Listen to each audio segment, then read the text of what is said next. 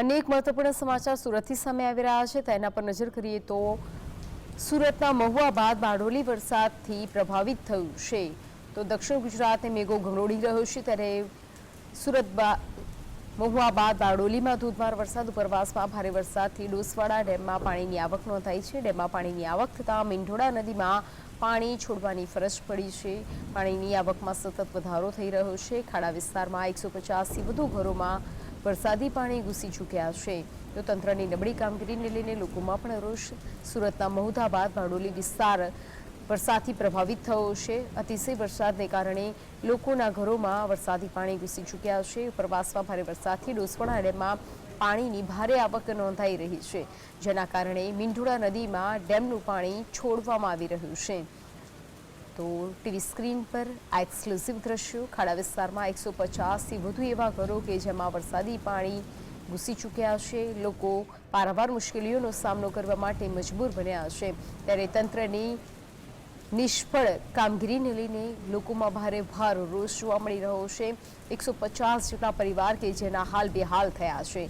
વરસાદી પાણી આ લોકોના ઘરમાં ઘૂસી ગયા છે અને તેમનું જનજીવન અસ્તવ્યસ્ત બની ગયું છે। ત્યારે બારડોલીના દ્રશ્યો, સુરતના દ્રશ્યો, તો વધુ વિગતો સાથે સંવાદદાતા અમીશ ફોનલાઈન પર જોડાઈ ગયા છે। અમીશ, 150 એવા ઘરો કે જેના ઘરોમાં વરસાદી પાણી ઘૂસી ચૂક્યા છે, જીવન અસ્તવ્યસ્ત બન્યું છે, લોકોએ તંત્ર સામે શું રોષ ઠાલવ્યો છે? મીંઢોળા નદી છે જેમાં જળસ્તર વધી રહ્યું હતું। સ્થાનિક વરસાદ અને ઉપરવાસના ડોસવાડા ડેમમાંથી પણ સતત પાણીની આવક આવતા આ મીંઢોળા નદી જે છે તે ગાંડીતુર બની છે।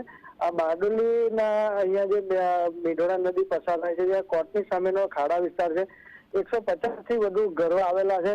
આક્રોશની જો વાત કરીએ તો રહીશોની વર્ષોથી એક જ માંગણી રહી છે કે સરકાર દ્વારા અને નગરપાલિકા દ્વારા કોઈક આર્થિક રીતે પ્રયોજન કરવામાં આવે અને કિનારાને આવીને કોઈક પ્રોટેક્શન વોલ અથવા કંઈક મોટું પ્લાનિંગ કરવામાં આવે તો કાયમને માટે જે નદીના જે પાણી આ વિસ્તારમાં પ્રવેશતા અટકી શકે। પરંતુ વર્ષો વીતી ગયા પરંતુ કોઈ ચોક્કસ આયોજન નહીં કરાતા દર વર્ષે ચોમાસાની એક જ પરિસ્થિતિનો સામનો કરવાની નોબત આવે છે। અત્યારે પણ જ્યાં તમામ જે ઘરો છે તેઓએ જળ સમાધિ લીધી હોય એવા દ્રશ્યો અત્યારે સામે આવ્યા છે ને વહીવટી તંત્ર દ્વારા તકેદારીના ભાગરૂપે તમામને અત્યારે સલામત સ્થળે ખસેડી દેવાની પણ ફરજ પડી છે।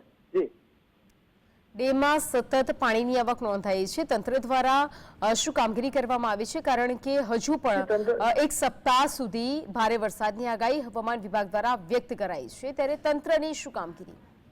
તંત્રની કામગીરીનો વાત કરીએ તો ખાસ કરીને કિનારાના રહીશોને સાવચેત કરવા પૂરતી જે માત્ર કામગીરી દર વખતે ને આ વખતે પણ એક જ કામગીરી જોવા મળી રહી છે। પરંતુ એ પ્રશ્ન એક જ વારંવાર સર્જાય છે કે જે મીંઢોળાનું જે પૂરનું જે પાણી છે તે કાયમને માટે આ વિસ્તારમાં કઈ રીતે આવતું અટકાવી શકે એ જે પ્રશ્ન ઉપસ્થિત થાય છે। અત્યારે તંત્રની એક જ કામગીરી છે કે જે નદીને પ્રભાવિત જે ઘરો છે તેઓ કોઈક રીતે નદી નજીક નહીં જાય તેમજ રહેઠાણ માટે પણ ત્યાં પોતે આશરો નહીં લે એ જે પ્રકારની અત્યારે લોકોને સાવચેત કરવામાં આવી રહ્યા છે। જી જોડાઈ અમીશ, વિગતો આપવા બદલ આપનો આભાર।